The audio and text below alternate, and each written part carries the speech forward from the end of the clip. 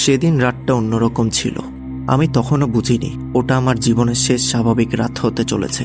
কোনো শব্দ হয়নি, কেউ ডাকেও নি, তবুও মনে হলো কেউ যেন আমাকে দেখছে।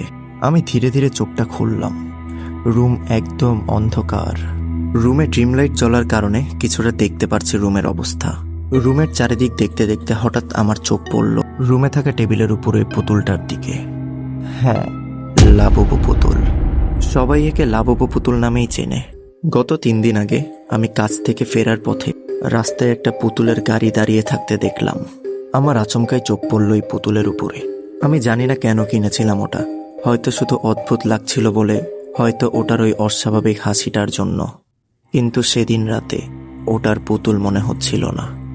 আমি পুতুলটার থেকে চোখ সরিয়ে নিতে চাইলাম, কিন্তু পারলাম না।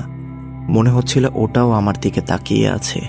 আমি নিজেকে জোর করে বললাম, এটা একটা শুধু পুতুল, আর কিছুই না।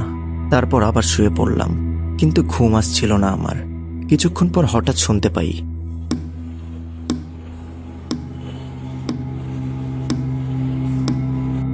শব্দটা খুব স্পষ্টভাবে আমার কানে আসছে। মনে হলো কাঠের উপর কেউ আঙ্গুল দিয়ে ধীরে ধীরে বারবার বাড়ি দিচ্ছে। আমার বুক ধরফর করতে লাগলো। আমি তখনই উঠে বসলাম আর টেবিলের দিকে তাকালাম যেখানে ওই পুতুল রাখা ছিল। আর ঠিক তখনই আমার পুরো শরীর ঠান্ডা হয়ে গেল। আমি দেখতে পাচ্ছি টেবিলটা খালি, পুতুলটা নেই সেখানে আর। আমি চোখ দিয়ে পুরো রুমটা খুঁজতে থাকলাম, কিন্তু পুরো রুম খুঁজে দেখাতেও কোথাও ওই পুতুলটাকে দেখতে পেলাম না আমি। ঠিক তখনই আমার পিছনে খুব কাছ থেকে একটা ঠান্ডা নিঃশ্বাস অনুভব করতে পারছি। আমার পুরো শরীর জমে গেল ভয়ে। আমি বুঝতে পারছিলাম কিছু একটা আমার ঠিক পিছনে দাঁড়িয়ে আছে। আমি বারবার পিছে ঘুরে দেখতে চাচ্ছিলাম, কিন্তু আমি পিছে ঘুরতে পারছিলাম না। আর ঠিক তখনই পিছন থেকে আমার কানে খুব আস্তে একটা কণ্ঠস্বর ভেসে আসছে, তুমি আমাকে এনেছো, এখন আমি তোমার। আমি ভয়ে শিউরে উঠলাম। আমি চিৎকার করতে চাইছিলাম, কিন্তু আমার মুখ থেকে কোনো শব্দ বের হলো না। কিছুক্ষণ পর সবকিছু আবার স্বাভাবিক হয়ে গেল। আমি কখন ঘুমিয়ে পড়লাম তা আমি নিজেও জানি না। সকালে উঠে দেখি সবকিছু আগের মতনই। পুতুলটা আবার টেবিলের উপরে আছে, ঠিক আগের জায়গায়। আমি নিজের উপরেই রাগ করতে থাকলাম। নিজের মনেই বলতে থাকলাম, এত ভয় পাচ্ছি কেন আমি? এটা তো শুধু একটা পুতুল। কিন্তু সেদিন থেকেই আমার জীবনে সবকিছু বদলে যেতে থাকলো। পরের দিন রাতে আমি ঘুমানোর জন্য আবার বিছানায় শুয়ে পড়লাম, কিন্তু ঘুমানোর আগে আমি টেবিলে থাকা ওই পুতুলটার দিকে আবার তাকিয়ে দেখলাম পুতুলটা স্বাভাবিকই লাগছে।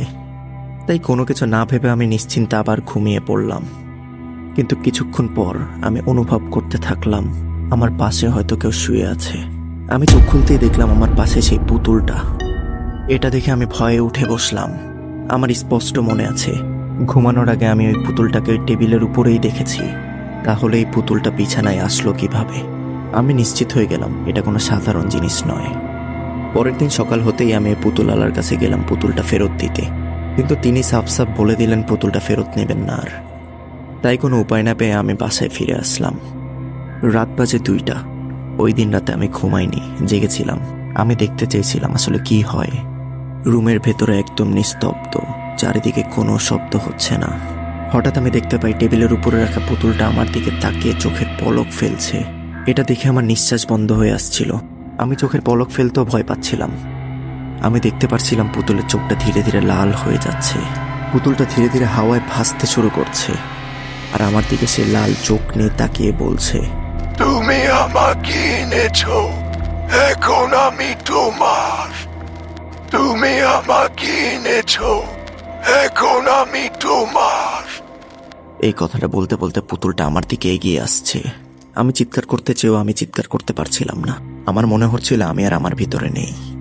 আমার আত্মাটা যেন আমার শরীর থেকে বের হয়ে গেছে। তারপর সবকিছু অন্ধকার। আমি কিছুই দেখতে পারছিলাম না।